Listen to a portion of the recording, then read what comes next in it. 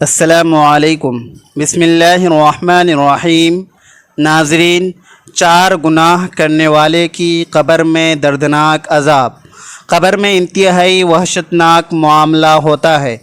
قبر و آخرت میں لمحہ بھر کا عذاب بھی برداشت سے باہر ہے۔ ہمارے نازک جسم جہنم کی بھڑکتی ہوئی دلوں تک پہنچنے والی سخت آگ کا سامنا نہیں کر سکتی۔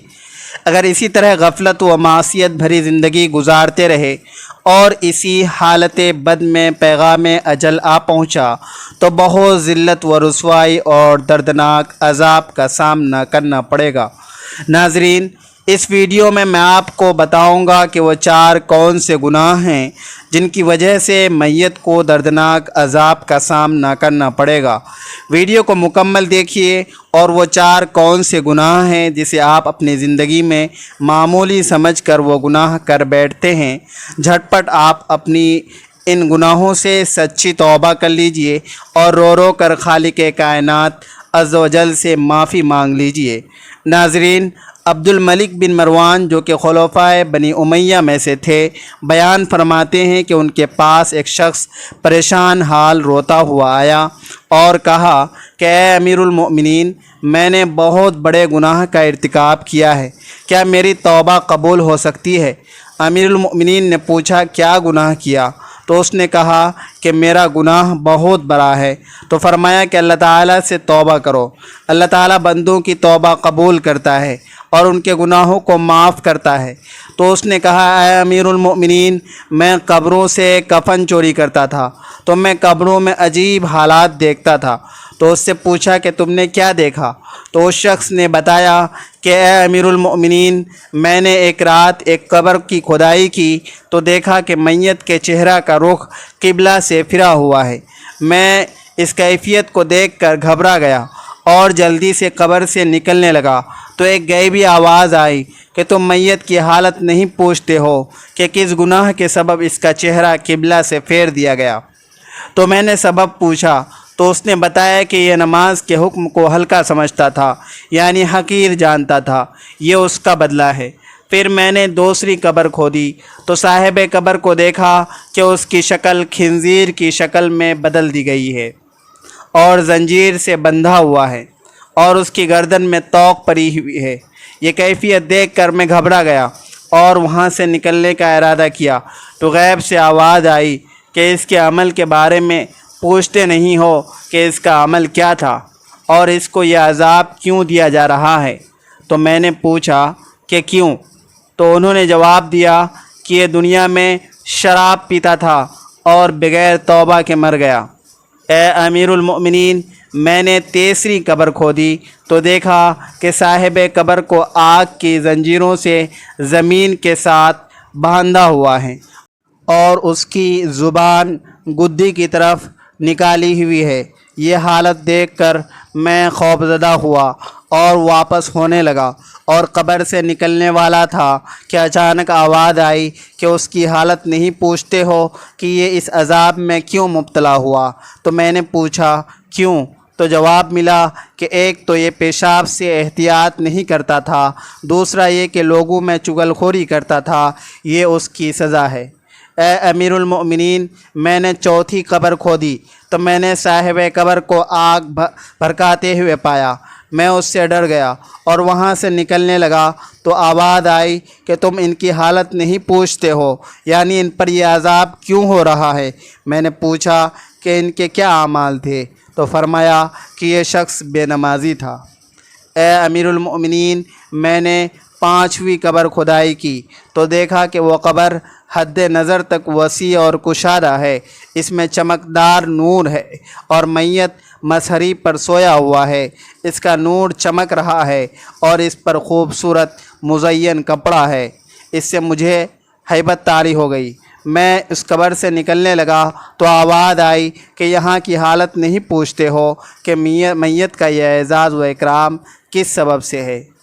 میں نے سبب پوچھا تو جواب ملا کہ ایک فرما بردار نوجوان تھا، اس نے اللہ تعالیٰ کی اطاعت اور عبادت میں پرورش پائی تھی، یعنی ان صاحب نے اپنی جوانی اللہ تعالیٰ کی عبادت میں گزاری، نافرمانی اور گناہوں میں نہیں۔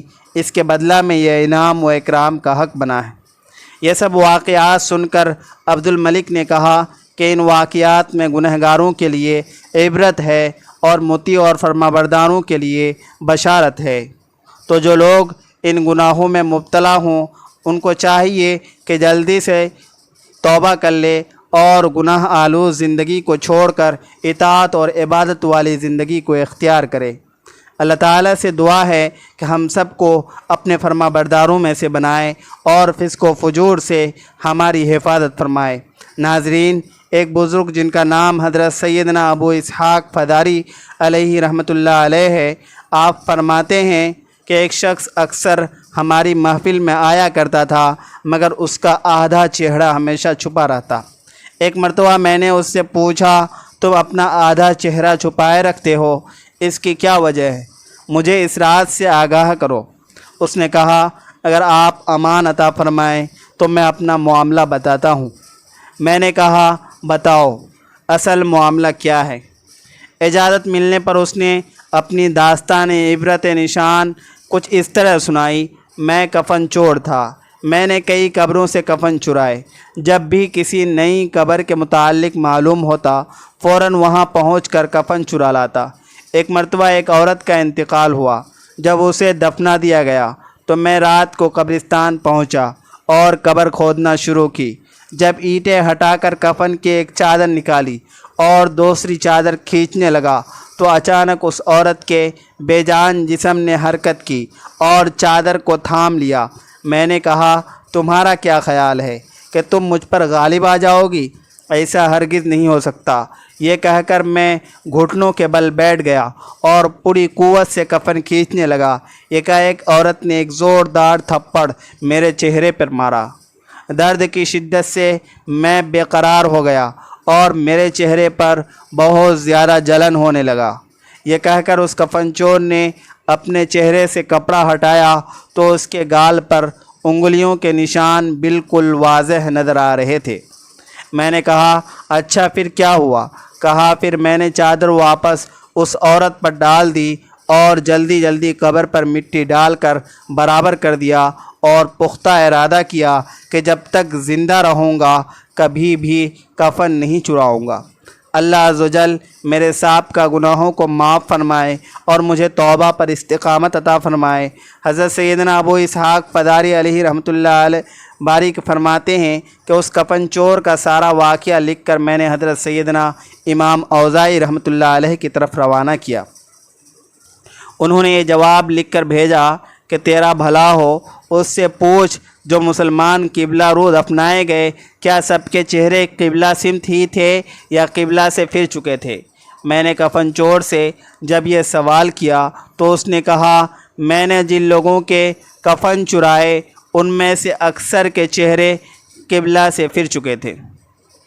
حضرت سیدنا ابو اسحاق رحمۃ اللہ علیہ فرماتے ہیں کہ میں نے یہ بات لکھ کر امام اوزاعی رحمۃ اللہ علیہ کی خدمت میں بھیجی تو انہوں نے جواباً یہ تحریر بھیجوائی، انا للہ و انا الیہ راجعون، انا للہ و انا الیہ راجعون، انا للہ و انا الیہ راجعون۔ اے اسحاق، جن لوگوں کے چہرے قبلہ سے پھر چکے تھے ان کا خاتمہ سنت پر نہیں ہوا۔ اللہ عز و جل ہمیں اپنی حفظ و امان میں رکھے، ہمارا خاتمہ حضور صلی اللہ علیہ وسلم کی سنت پر فرمائے۔ اس داستان میں ہمارے لیے عبرت کے کئی درس ہیں۔ کتنا تشویشناک معاملہ ہے کہ جو لوگ سنتوں سے منہ موڑ لیتے ہیں، احکام شریعت پر عمل پیرا نہیں ہوتے اور دنیا کو دین پر ترجیح دیتے ہیں، ان کے ساتھ قبر میں انتہائی وحشتناک معاملہ ہوتا ہے۔ قبر و آخرت میں لمحہ بھر کا عذاب بھی برداشت سے باہر ہے۔ ہمارے نازک جسم جہنم کی بھڑکتی ہوئی دلوں تک پہنچنے والی سخت آگ کا سامنا نہیں کر سکتی۔ اگر اسی طرح غفلت و معصیت بھری زندگی گزارتے رہے اور اسی حالت بد میں پیغام اجل آ پہنچا تو بہت ذلت و رسوائی اور دردناک عذاب کا سامنا کرنا پڑے گا۔ جھٹ پٹ اپنے گناہوں سے سچی توبہ کر لیجئے اور رو رو کر خالق کائنات عز و جل سے معافی مانگ لیجئے مومنوں پر رحم و کرم فرمانے والے نبی کریم رؤوف الرحیم صلی اللہ علیہ وسلم کی سنتوں کو اپنا کر ان کے دامن کرم سے وابستہ ہو جائیے۔ درود و سلام کی کثرت کیجیے اور عبادت و ریاضت کی طرف راغب ہو جائیے۔ ناظرین، کمنٹ باکس میں اللہ کے 99 ناموں میں سے ایک نام ضرور ٹائپ کیجیے۔